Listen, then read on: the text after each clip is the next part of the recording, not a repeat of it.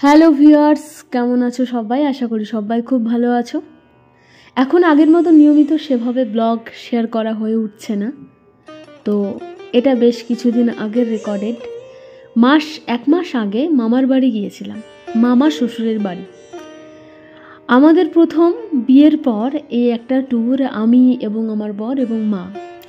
বিয়ের পর আমাদের তিনজনের এই প্রথম কোথাও একটা বেড়াতে যাওয়া, মামা শ্বশুরের বাড়ি।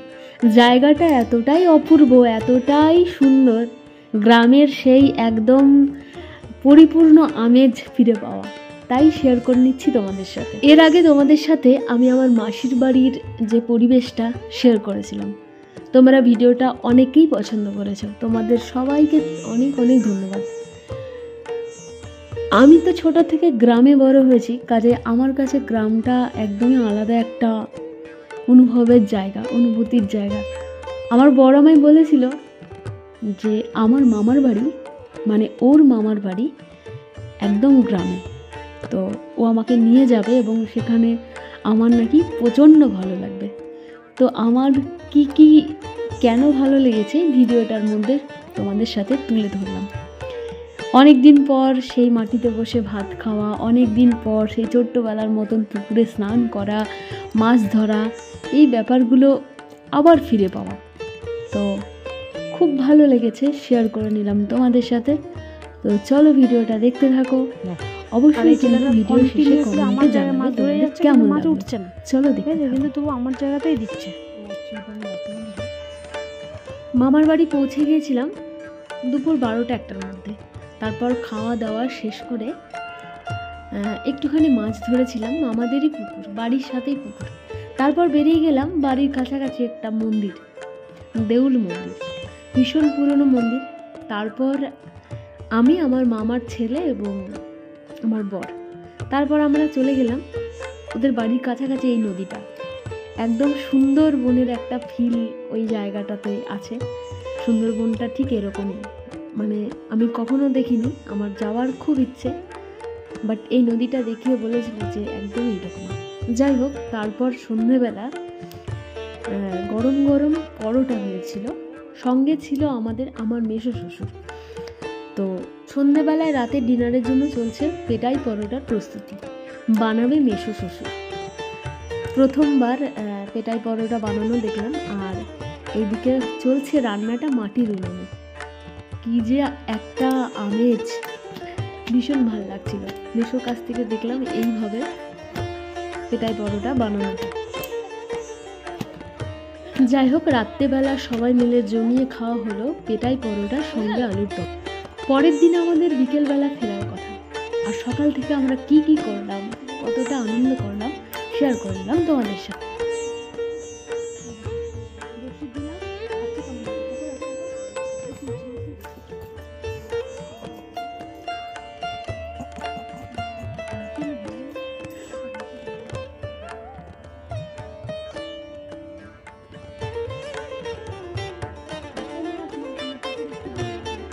শেষ হয়ে গেছে।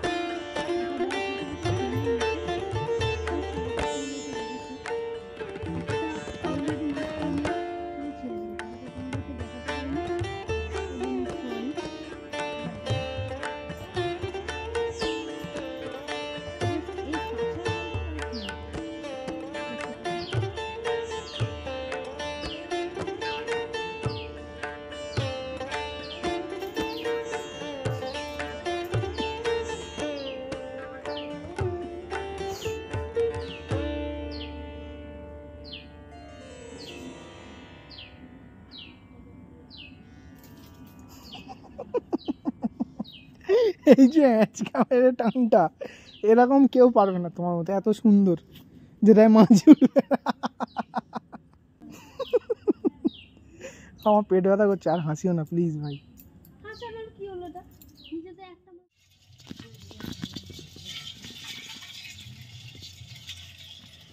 অনেক ছোট ছোট কাঁকড়া, এটা তো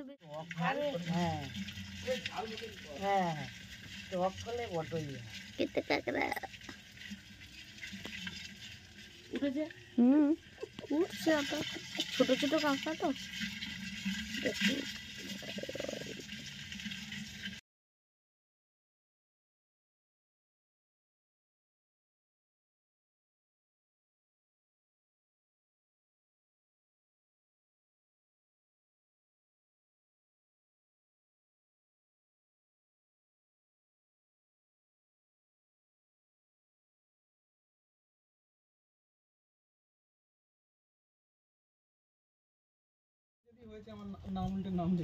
বলো বলো। এই মাছটা দীপা ধরেছে বড়শি দিয়ে পুকুর থেকে, নিজের হাতে। মামার বাড়ির পুকুর থেকে।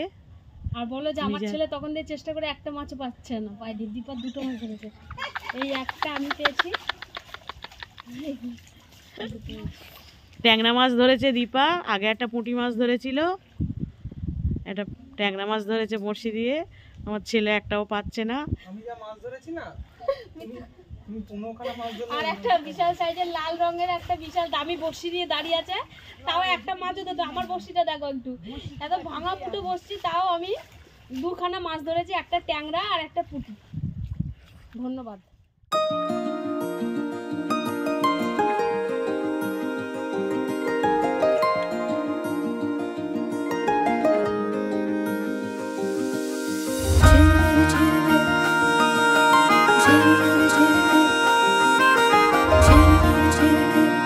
দীপা ডুবে যাবে।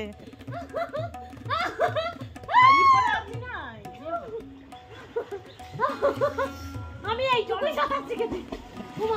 এইটুকু নেই আলা দিকে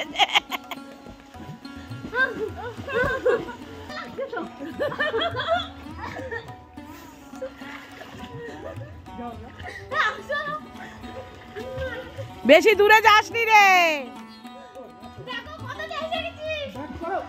না না, আমি ভেসে আছি তো, কেন মাছের মতো করতে হবে হাতগুলো দিয়ে।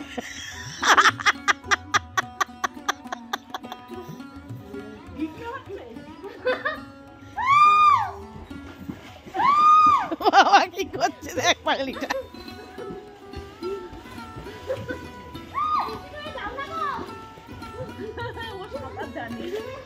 ও সাঁতার জানে না।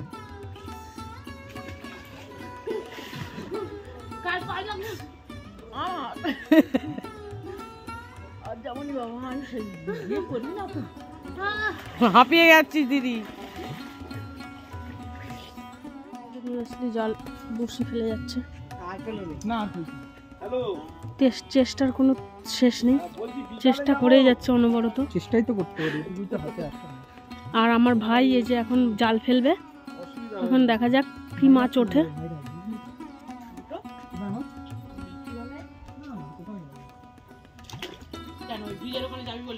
সে তো এখন যাও, বিড়াল জাল ফেলে।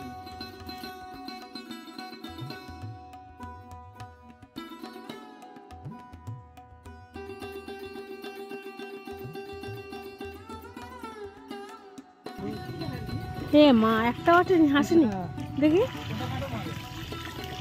এসছে একটা, এসছে। এই বাবা, এটা কি মাছ? রূপচাঁদ। এটা কি সুন্দর দেখতে, দেখো মাছটা।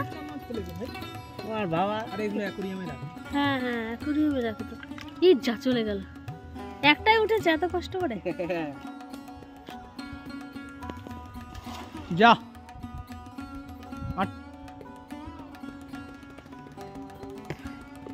ভালো বলো। একদম টিপিক্যাল জীবনানন্দ দাশের ভালো। ভালো লাগছে তোমার? মামার বাড়িতে এসে কেমন লাগছে? মানে প্রত্যেকটা মানুষ এরকম খোলামেলা সতেজ বাতাসের মধ্যে বাঁচতে ভালোবাসে। তো তোমার খুব ভালো লাগছে? এই যে মামাদের পুকুর, আর ওই যে দূরে দেখতে পাচ্ছ সবাই, এটা আমার ভাই, মামা শ্বশুরের ছেলে। সে মাছ ধরছে।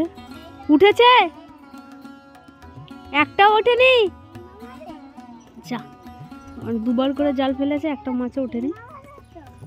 আমাদেরও পুকুর আছে, তো তার জন্য আমি আমার বাড়ির একটা ফিলটা পাচ্ছি এখানে, বেশ খুব ভালো লাগছে। আমরা তো গ্রামেই বড় হয়েছি, তাই জন্য আমাদের কাছে এইসব জিনিসগুলো সবসময় খুব ভালো লাগে। আর আমার বরের কাছে তো সত্যি করে ওর খুব ভালো লাগছে, যেহেতু ওরা একটু শহরের দিকে থাকে, তাই জন্য ওদের ওদিকে এরকম খোলামেলা নেই জায়গাটা। তো খুব ভালো লাগছে, আর আমারও ভীষণ ভালো লাগছে। তো এই ছিল আমার মামা শ্বশুরের বাড়ির ট্যুর। আশা করি ব্লগটা তোমাদের ভালো লেগেছে। কেমন লেগেছে অবশ্যই কিন্তু কমেন্টসে জানিও। আর ততক্ষণ পর্যন্ত ভালো থেকো সবাই। আমি ভীষণ মজা করেছি, শেয়ার করে নিলাম তোমাদের সাথে। অবশ্যই পরের কোনো ব্লগে দেখা হচ্ছে, ততক্ষণ পর্যন্ত সবাই খুব ভালো থেকো। সবাইকে ততক্ষণের জন্য টাটা।